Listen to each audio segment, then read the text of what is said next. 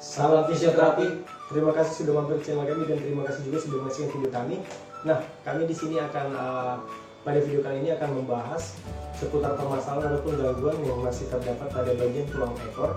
Nah, jadi untuk teman-teman yang mungkin teman-teman ketahui, permasalahan pada tulang ekor itu hanya ada beberapa, tetapi ada banyak permasalahan pada tulang ekor yang bisa kita gali ataupun kita bagikan di sini. Nah, pada video kali ini yang bisa kita bagikan ini terkait dari hypermobility tulang ekor. Jadi hypermobility itu merupakan seperti gerakan ataupun juga suatu keadaan di mana tubuh kita itu bergerak ataupun juga mempunyai jangkauan gerak yang terlalu bebas ataupun juga terlalu panjang. Jadi contohnya gerakan berlebihan seperti itu.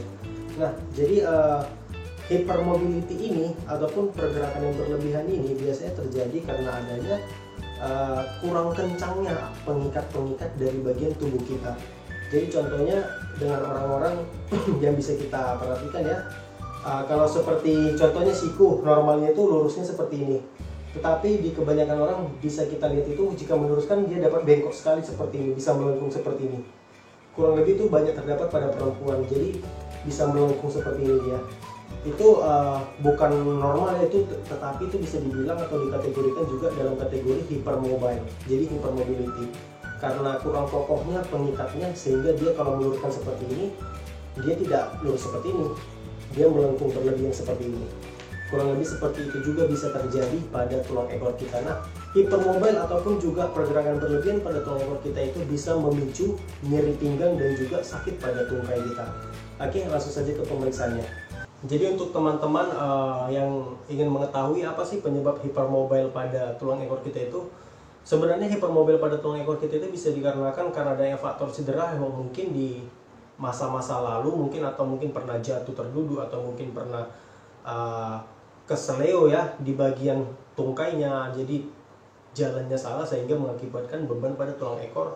Dan kemudian yang terakhir itu bisa disebabkan karena faktor genetik, dan kemungkinan mungkin pengikat di tubuh seseorang itu bisa saja lebih lentur dibandingkan teman-temannya gitu ya. Jadi untuk pemeriksaan ini kita boleh memeriksakan springing test. Jadi springing test ini kita boleh melakukan pemeriksaan dengan cara membebaskan ya, kurang lebih seperti ini, kita tarik ya celananya seperti ini, kemudian kita ambil garis lurus dari bagian tulang paha ya. Jadi dari tulang paha kita ambil garis lurus. Nah, pada tulang panggul ini ada celahnya ya, ada perhentian ya. Di sini seperti perhentian tulang. Nah, tepi tulang. Kita ambil dari sini. Nah, ini kita turun ke bawah sedikit. Jadi kita ambil bukan bagian tengahnya, tetapi bagian pinggirnya. Jadi bagian pinggirnya itu kita boleh melakukan penekanan dengan cara kita tekan jari telunjuk kita dengan menggunakan tangan kita yang satunya. Kemudian kita rasakan ada nggak pergerakannya itu terlalu banyak atau mungkin sampai ke bawah kali gitu ya. Biasanya yang hypermobile itu dia bisa kita tekan hingga sampai terlalu ke bawah, jadi sangat panjang gitu range-nya, jangkauan geraknya. Dan pada jangkauan gerak akhirnya itu terasa lebih keras, itu dia bisa kita kategorikan hypermobile. Oke. Kita boleh menaikkan. Ada sakit nggak Pak? Enggak. Ini ada sakit? Tidak. Oke. Ini ada sakit? Tidak. Ya ada. Rasanya apa Pak? Ya, seperti tulang itu apa? Digeser gitu apa? Bergerak-gerak ya. Ya. Nah, jadi untuk teman-teman ada juga beberapa orang yang mungkin telah menjadi pasien kita ya. Dia merasakan nyeri pada saat kita sesudah selesai melakukan pemeriksaan seperti ini. Itu bisa kita kategorikan dia ada kecenderungan terdapatnya restricted motion ataupun juga pergerakan yang terbatas ya. Jadi selain hypermobile ada juga hypomobile, jadi kebalikannya. Kalau hypermobile waktu ditekan seperti ini dia merasakan sakit, tetapi kalau hypomobile yang kurang bergerak, dia sesudah dilakukan penekanan akan terasa sakit. Nah, jadi apabila sudah dirasakan ada nyeri seperti ini setelah melakukan pemeriksaan, apa sih yang boleh kita lakukan? Yang boleh kita lakukan itu yang pertama itu latihan. Jadi kita boleh melakukan latihan pelvic tilt dalam posisi telentang. Jadi kita boleh melakukan pelvic tip ya dengan kaki ditekuk. Kemudian kita boleh menggerakkan pinggul kita itu ke atas ke bawah. Yuk boleh dicontohin. Jadi kita menggerakkan pinggulnya ke atas ke bawah sedikit demi sedikit. Nah, ini boleh kita lakukan. Iya, ini boleh dilakukan 15-20 kali. Dan untuk gerakan berikutnya kita boleh melakukan gerakan abduction ataupun juga gerakan kaki membuka ya. Jadi apabila ada partner itu lebih baik kita boleh menahan seperti ini. Tetapi apabila tidak ada kita boleh menggunakan elastic band ya, ataupun juga karet elastik itu untuk olahraga. Jadi kita kaitin gini di bagian paha dan boleh juga kita tarik seperti ini nantinya. Yuk boleh ditarik yuk, atau dibuka. Nah ini dia.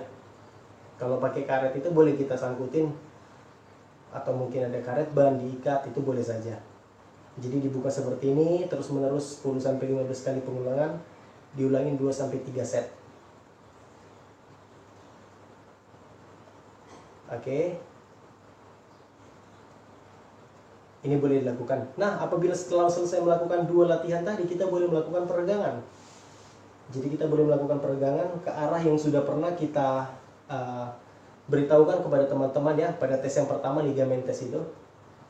Oke, ini arah pertama, arah yang lurus, kemudian arah menyilang. Ini menyilang. Dan kemudian arah ke paha yang di sebelahnya, bawa ke samping. Iya. Dilakukan 8-10 detik dengan penahanan 8-10 detik dengan pengulangan 3-4 kali ya, atau 2-3 kali juga udah cukup.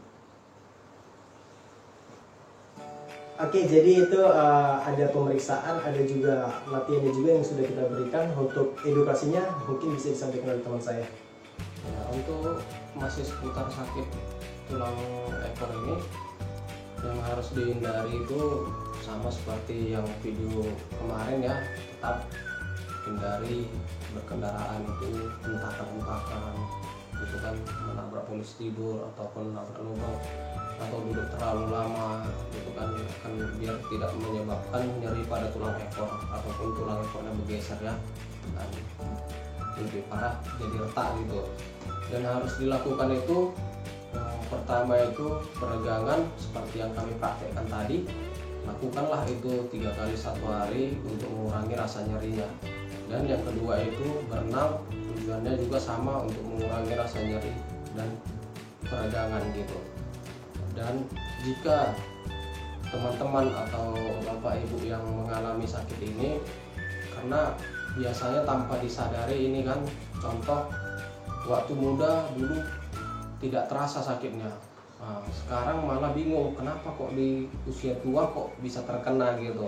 Ya itu bisa karena hal-hal yang sering salah dilakukan waktu masa muda, contohnya lama duduk atau mengangkat pun bisa, atau kecelakaan. Nah paling sering kecelakaan nih, nah, timbullah sakit itu di usia-usia lansia gitu. Nah, jadi hindarilah aktivitas-aktivitas yang mencederai diri kita yang tanpa kita sadari gitu, seperti yang saya bilang tadi ya. Jadi jika sakit ini keluhannya sampai berhari-hari atau berminggu-minggu, segeralah datang ke rumah sakit dan ke klinik fisioterapi terdekat supaya konsultasi ke dokter. Nanti dokter akan mengarahkan apakah ini harus dipoto, dioperasi atau diterapi. Nah, jadi agar lebih jelas diagnosanya apa gitu, biar tidak salah apakah itu sakit tulang ekor ataupun yang lain gitu, atau pinggangnya gitu sih. Oke, terima kasih. Jadi sekian dulu video dari kami. Mudah-mudahan mulai dari penjelasan, latihan, dan juga edukasi yang sudah kami berikan itu kiranya dapat membantu teman-teman sekalian. Nah, apabila video ini bermanfaat, silakan share kepada teman-teman yang lain supaya orang-orang lain di sekitar kita yang memiliki gangguan ataupun juga yang memerlukan informasi seperti ini dapat terbantu. Jadi sekian dulu video dari kami. Terima kasih. Salam fisioterapi.